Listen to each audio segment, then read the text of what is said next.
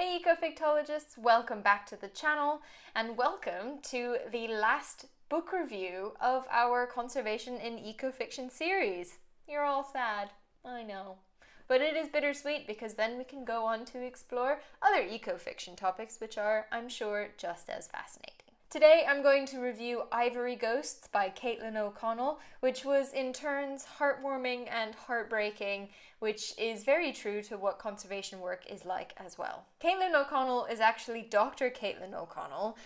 She's currently on the faculty at the Eaton Peabody Lab at Harvard Medical School, where she studies elephant low-frequency hearing, while also overseeing the non-profit foundation called Utopia Scientific, promoting the importance of science and conservation. She's an award-winning author and photographer and has spent the last 30 years studying elephants in the wild.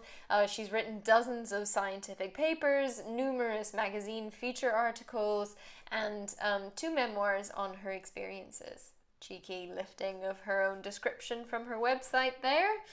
Who else can better describe her than her? So this is someone who knows all about elephants, and I find it so fascinating that she turned to fiction in order to communicate her messages to a wider audience.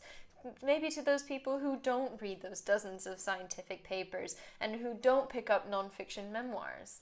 She's using all the communication avenues, people. She's got her audience surrounded.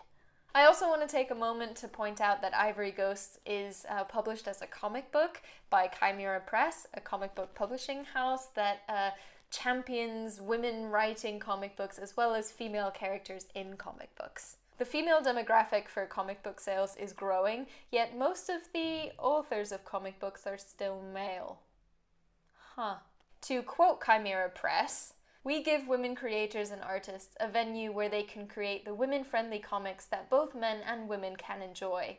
In doing so, we promise to portray our female characters in a realistic fashion without relying on impossible and sometimes quite ridiculous physical characteristics to get a reader's attention." The protagonist of Ivory Ghosts is just such one realistic, badass female character, and we will talk all about her in 3, 2, 1, go.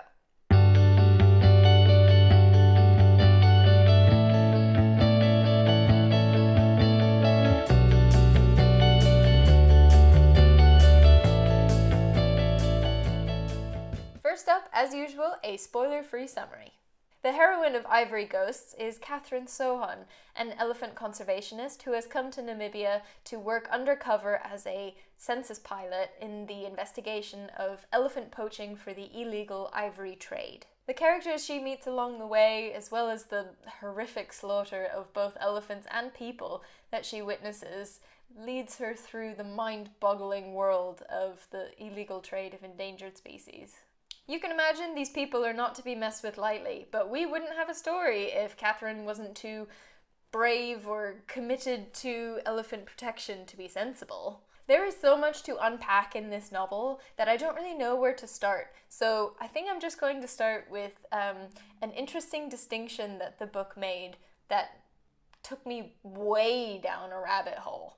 It mentions that in the conflict of illegal killing of elephants for the ivory trade, the central conflict of this book, conservationists and preservationists are actually working at cross purposes, even though they're both aiming for protection of elephants. I had heard these 2 terms used separately before, but I never really got into detail about how they were different, so I took this opportunity to do some digging, and you lucky people get to hear all about it. From what I understand, conservationists and preservationists both roughly work in the direction of protection, but how that protection is carried out is how they differ. Conservationists advocate for the proper use of nature, regulating human use to be in a sustainable way, which means we don't use up the resource faster than it can be produced. While preservationists, on the other hand, are against human use completely. They want to completely eradicate human impact.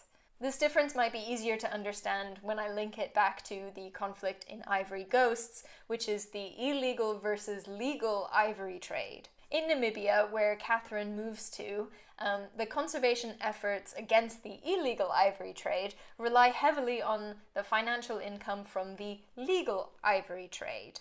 That ivory is collected from elephants that have died of natural causes and then sold to places like China, where it's a status symbol. The conservationists still want to protect the elephants from the cruelty of illegal poaching. Preservationists would stop any ivory trade, which would actually negatively impact the work being done to protect elephants in Namibia. It's mentioned several times in the book, with Catherine being asked where she stands on this issue, and it's a really interesting one, and one that I have to admit I haven't really thought about that much. The book made me think, kind of, am I a conservationist? I've always said I'm a conservationist, but am I a conservationist or am I a preservationist? Do I want to eliminate human impact completely, or will I allow some sustainable use? It's something to ponder. The conservation work in Ivory Ghosts also intersects with many other issues that all impact each other. The organizations in Namibia are also involved in providing aid for disease and health education and medicine for HIV specifically. There's also a very clear gender discrepancy, made clearer by the way that Catherine is treated by some of the other rangers at the Sissowe station, by doctors, by government officials. They all seem to think she can't handle herself, that this is no place and no work for a woman. But then they also say that she would probably have more luck getting the women in the villages to talk to her because they don't trust or like to talk to men.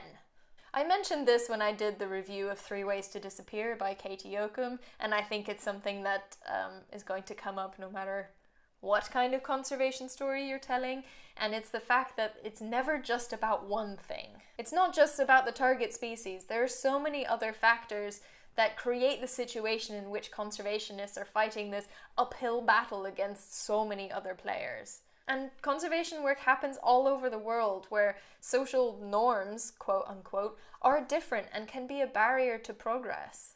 It also touches beautifully on something that has come up several times in this Conservation and Ecofiction series, which is that the situation looks different depending on which perspective you look from, and that it's so important to have a multi-perspective approach. It's really interesting to read the sections of this book that are dedicated to showing how the elephants impact the locals, that they actually pose a threat to them when they come and raid the storehouses for grain or trample cropland, and the farmers have to defend themselves with shotguns.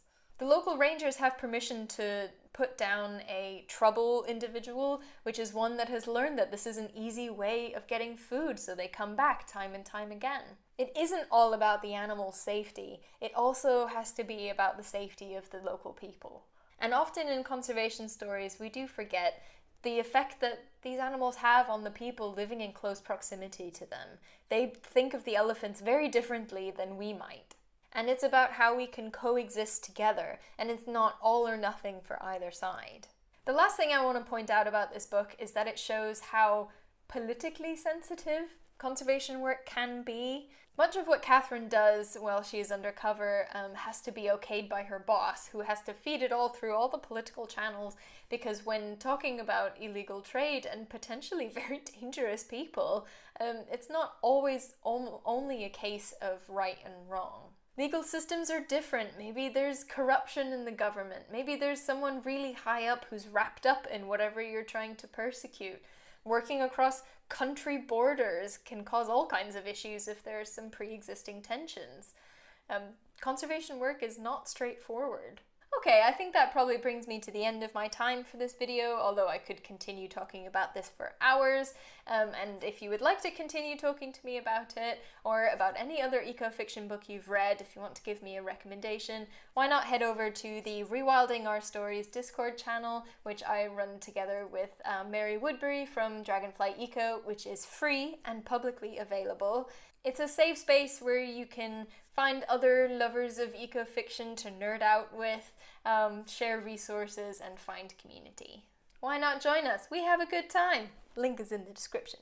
Also, if you like what I do and would like to support me, why not head over to my Patreon page at patreon.com/ecofictology, where you can collect some perks for only a small amount a month, including patron-only private channels on the Rewilding Our Stories Discord server. If you've enjoyed this review, let me know by liking the video and leaving me a comment. Maybe even subscribe to the channel where we talk about all things eco-fiction. It's a good time.